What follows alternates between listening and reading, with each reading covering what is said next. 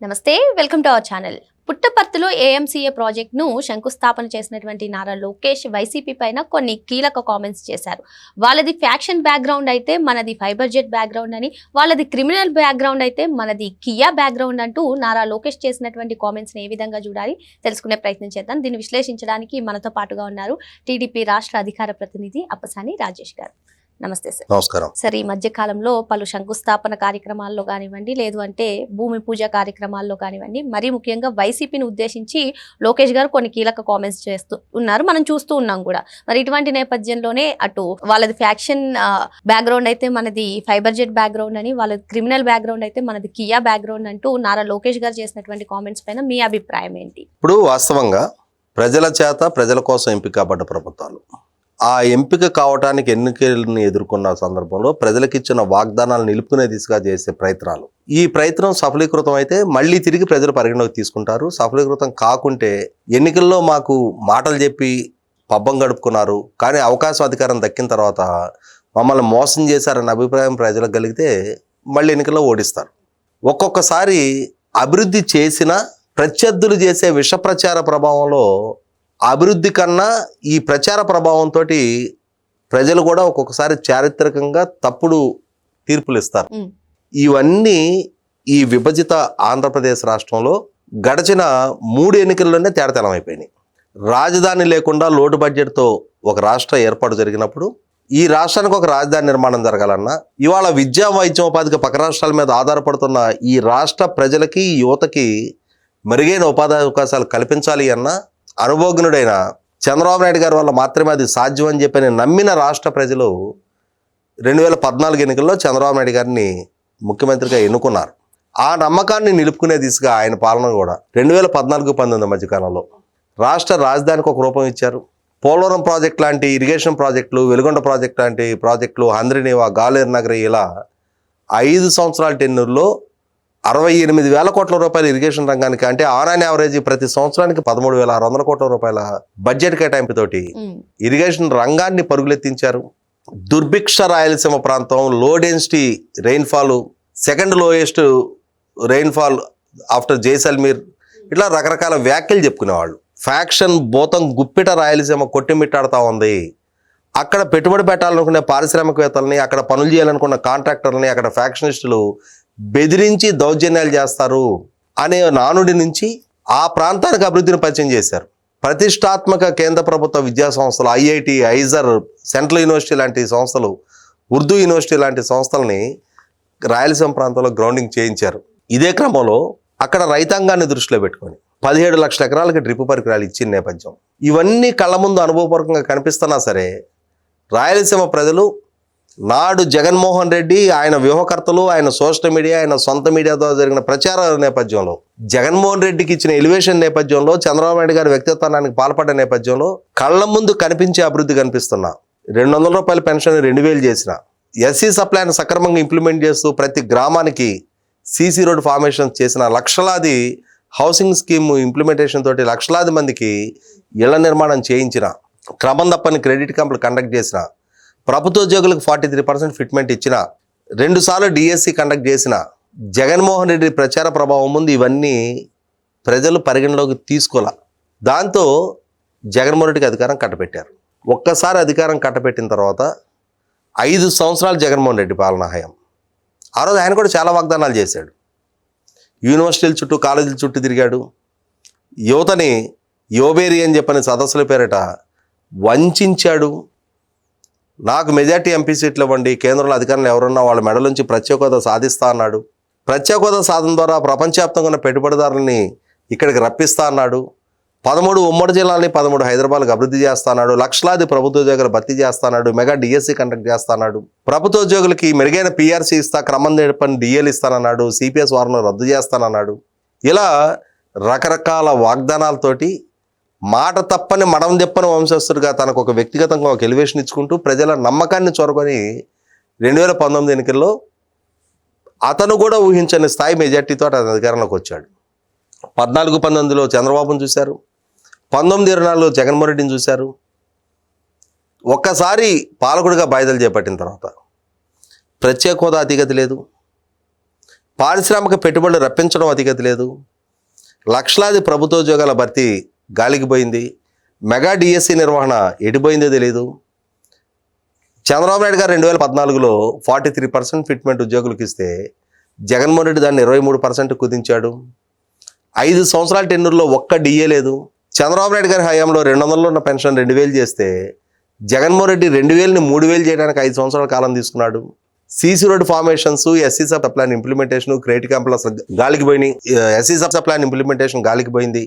ఇటు జగన్మోహన్ రెడ్డిని చూశారు 5 ఏళ్ళు. ముఖ్యంగా 2014-19 మధ్య రాయలసీమ ప్రాంతంలో 17 లక్షల ఎకరాలకి 90% సబ్సిడీతో చంద్రబాబు నాయుడు గారు డ్రిప్ పరికరాలు ఇస్తే జగన్మోహన్ రెడ్డి పాలనా హయాంలో ఒక్క ఎకరానికి కూడా తను డ్రిప్ పరికరాలు ఇవ్వాలనే నేపథ్యం. 68,000 కోట్లు చంద్రబాబు నాయుడు గారు ఇరిగేషన్ రంగానికి ఖర్చు పెడితే, డెడికేటెడ్గా రాయలసీమ కోసం 12,500 కోట్లు ఖర్చు పెడితే జగన్మోహన్ రెడ్డి పాలనా హయాంలో మొత్తం 5 సంవత్సరాల టెన్యూర్లో మొత్తం రాష్ట్రం మీద ఖర్చు పెట్టింది 21,000 కోట్లు.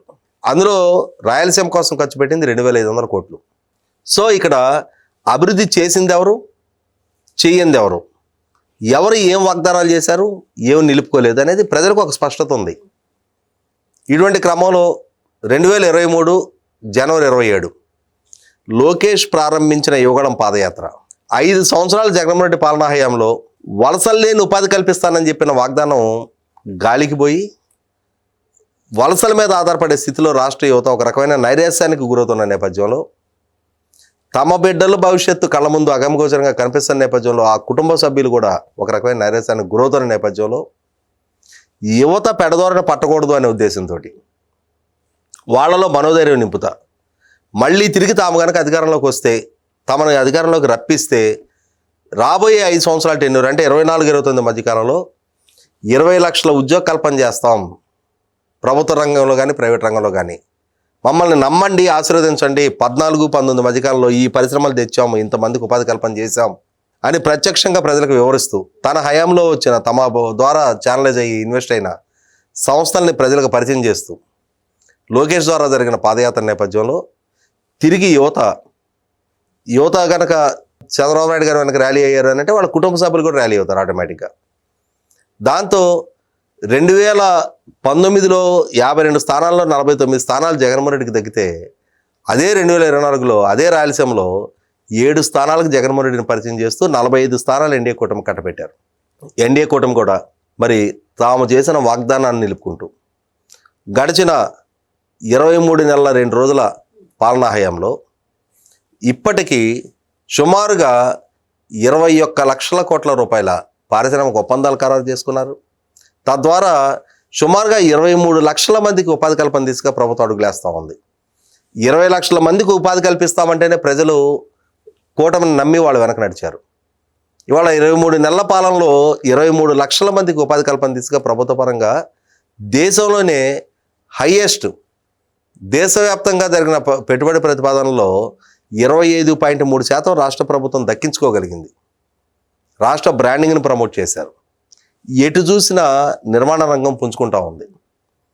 వీటితో ఇవాళ నేడు పుట్టపర్తి దగ్గర 15,800 కోట్ల రూపాయల యుద్ధ విమాన తయారీ పరిశ్రమ, గత టెన్యూర్లో కియా కార్ల పరిశ్రమను రప్పించారు. నేడు యుద్ధ విమానాల పరిశ్రమను రప్పిస్తూ ఉన్నారు. 1,00,000 కోట్ల రూపాయల పెట్టుబడి ఆ దిశగా రావడానికి ఆస్కారం ఉంది. వేలాది మందికి అక్కడ ఉపాధి కల్పనకు ఆస్కారం ఉంది. దీనికి తోడు ఉమ్మడి రాయలసీమ 4 జిల్లాలు, ప్రకాశం జిల్లాతో కలిపి 1,00,000 కోట్ల రూపాయల largest horticulture hub in the వరల్డ్గా రాయలసీమను తీర్చిదిద్దే దిశగా కేంద్ర ప్రభుత్వ సహకారం, అలాగే ప్రైవేటు పెట్టుబడులతోటి సుమారుగా 1,00,000 కోట్ల పెట్టుబడులు గ్రౌండింగ్ చేయించే దిశగా ప్రభుత్వం ప్రయత్నం చేస్తూ ఉంది. సో ఇవన్నీ చూస్తున్నప్పుడు యువత పట్ల బాధ్యతతోటి, ప్రజల పట్ల బాధ్యతతో, రాష్ట్రం పట్ల బాధ్యతతో అభివృద్ధిని సాధించడమే ధ్యేయంగా లక్షలాది ఉద్యోగ కల్పన వాగ్దానాన్ని నిలుపుకునే దిశగా, సంపద సృష్టి చేస్తామని చెప్పిన వాగ్దానాన్ని నిలుపుకునే దిశగా ప్రభుత్వం చేస్తున్న కృషిని లోకేష్ గారు ప్రస్తావిస్తూ తమకి ఉన్న అభివృద్ధి ప్రణాళికల గురించి, తాము ప్రజల కోణంలో ఆలోచించి చేస్తున్న అభివృద్ధిని గురించి, కల్పిస్తున్న ఉపాధి గురించి, తమ ప్రత్యర్థి వైసీపీ పార్టీ అనుసరించిన విధ్వంసం గురించి మరొకసారి ప్రజలకు పరిచయం చేస్తూ ఉన్నారు. ఇక్కడ ప్రజలకు ఒక స్పష్టత ఉంది. నాడు చంద్రబాబు నాయుడు గారు ఏం చేశారు, నేడు జగన్మోహన్ రెడ్డి ఏం చేస్తున్నాడు, ఒకసారి పాలకుడికి ఆయనకు అవకాశం దక్కినాడు ఎలా పాలించాడు, నేడు ప్రతిపక్ష హోదా కూడా దక్కని స్థితి ప్రజలు కల్పించినా సరే ఇవాళ ఎలా వ్యవహరిస్తున్నాడు, ఈరోజు ఆయన చేస్తున్న ప్రకటనలు, పెట్టుబడిదారులను జైల్లోకి పంపిస్తానని చెప్పని చేస్తున్న బెదిరింపులు, ఆయన పార్టీ ద్వారా, ఆయన సోషల్ మీడియా ద్వారా, ఆయన సొంత మీడియా ద్వారా చేస్తున్న విష ప్రచారాలు, రాష్ట్ర బ్రాండింగ్ని, రాష్ట్రంలోకి వచ్చే పెట్టుబడిదారులని ఏదో ఒక రకంగా బెదరగొట్టే ప్రయత్నాలు, ఇవన్నీ చూసినప్పుడు ఎవరిది కన్స్ట్రక్టివ్ పరిపాలన, ఎవరిది డిస్ట్రక్టివ్ పరిపాలన, ఎవరిది నిర్మాణాత్మకమైన పాలన, ఎవరిది విధ్వంసకర పాలన అనేది ప్రజలకు ఒక స్పష్టత ఉంది కాబట్టి ఇవాళ జగన్మోహన్ రెడ్డి ఏంటి, చంద్రబాబు నాయుడు గారు ఏంటి అనేది ప్రజలకు ఒక స్పష్టమైన రియలైజేషన్ ఉంది కాబట్టి ఇవాళ ప్రజలు 2024 ఎన్నికల్లో ఏ తీర్పు ఇవ్వాలో ఆ తీర్పు ఇచ్చారు.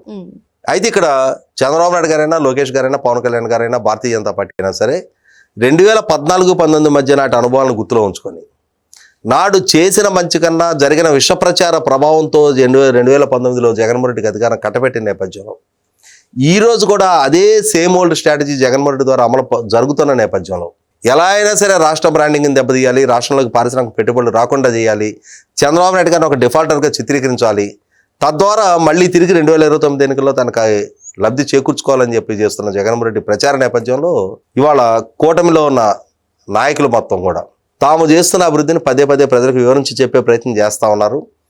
జగన్మోహన్ రెడ్డి వైఖరిని, జగన్మోహన్ రెడ్డి ఎంచుకుంటున్న రాజకీయ విధానాలని, వాళ్ళ మీడియా, వాళ్ళ సోషల్ మీడియా ద్వారా జరుగుతున్న విధ్వంసకర విష ప్రచారాలను కూడా ప్రజలకి పదే పదే ఎత్తి చూపుతూ ఉన్నారు.